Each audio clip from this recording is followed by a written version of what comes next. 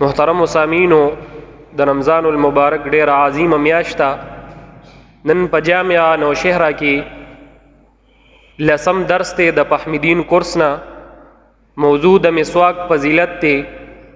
محترم سامعینو زه چې سویم الله جل جلاله دې ماته د حق وینا بیان کولو توفیق را نصیب کړي او تاسو غونډو تربیه په دې باندې په صحیح معنو کې د عمل کولو توفیق در نصیب کړي. محترم سامعینو د مسواک ډیر زیات فضایل دي او ډیرې زیاتې فائدې دي. همدا شان د نبی صلی الله علیه وسلم حدیث مبارک ته روایت کړي حضرت عائشہ رضی الله تعالی عنها دا چې دوی مبارک فرمایي وی نبی صلی الله علیه وسلم با چې کله د خوب نه بیدار شو نو وی مسواک به کولو، چې کله بود کېدو مسواک به کولو. همدا شان بل حدیث مبارک ته هم دوی روایت کړي د حضرت عائشہ رضی الله تعالی عنها. دوی مبارک فرمایي چې نبی علیہ الصلوۃ والسلام بکله مسواک کو وی مال به راکو، وی چې کله وی مال راکو ما به دغه مسواک وکو، دا مسواک به ما استعمال کو، بیا به د هغې نه پس ما دا وینځلو صفا به مې کو درې پیرې او نبی علیہ الصلوۃ والسلام ته به مې ورکو. محترم سامعینو د دې خبرې نه دا واضحه شوه چې کله د یو انسان د استعمال مسواکی او دا مسواک استعمالی نو د سره دا مسواک بل کس استعمالولی شي، خو په شرط د دې چې د دې انسان پکې رضا وي. او چې کله دا مسواک دی استعمالی نو دا به دی وینځي، او چې کله بیا هغه له ورکي نو دوباره به دا مسواک وینځي او دغه شخصیت له به ورکي. او بل دا خبره ده چې د نبی علیہ الصلوۃ والسلام د لعاب مبارک سره بمینه وا، صحابه کرام به هم مینه محبت کول نبی علیہ الصلوۃ والسلام سره او تبرکن می دا استعمالولو چې دغه ټیم کې به دا نه وینځلو. ذکر دی وجنا حضرت عائشہ رضی الله تعالی عنها دوی مبارک هم اول مسواک استعمال کو به وینځلو تبرکن. محترم سامعینو د مسواک ډیر لوی فضایل او ډیر زیات فائدې دي. د هغې نه دا ډومبې محترم سامعینو چې مسواک سره قوت حافظه چې کم دی دا ور سره سیوا کیږي. دغه شان مسواک کولو سره د سر درد چې کم دی دا ختمیږي. بل دا مسواک سره د سر رګونه چې کم دی له سکون ملاویږي.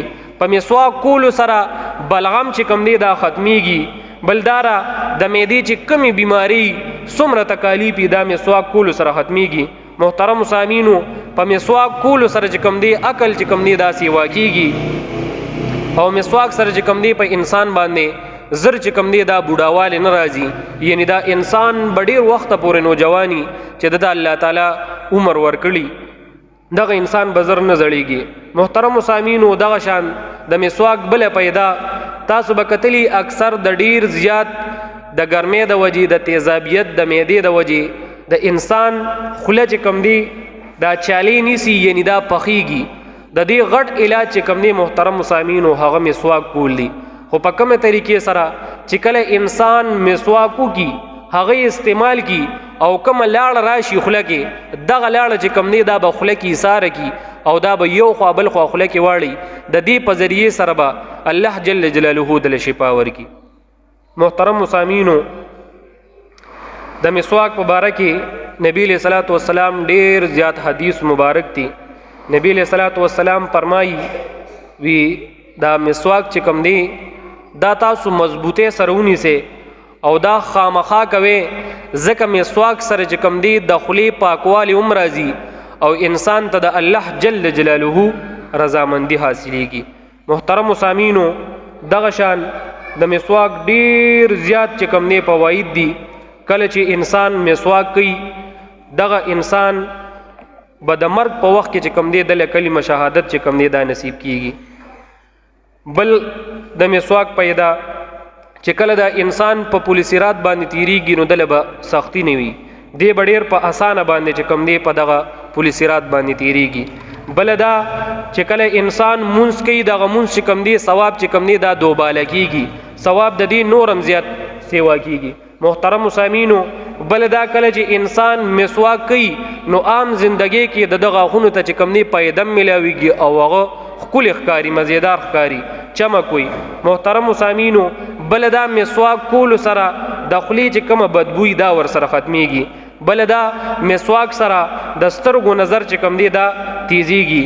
بل دا مسواک سره چې کم دی د انسان نه فرشتي خوشحالي چې کله فرشتي راځي د دغه انسان نه فرشتي خوشحالي. محترم سامعینو بل دا کله چې انسان مسواک عام زندگی سره استعمالي او دا دی روټین جوړ کی د دغه انسان با وخت زر نه سپینیږي. محترم سامعینو مسواک کول دا داسې طریقه را چې د مرګ نه علاوه چې څومره بیماری دي د غونډو چې کم نه پدې کې شفا شته. محترم سامعینو دا ما چې سوي الله جل جلاله دې موږ له پدې باندې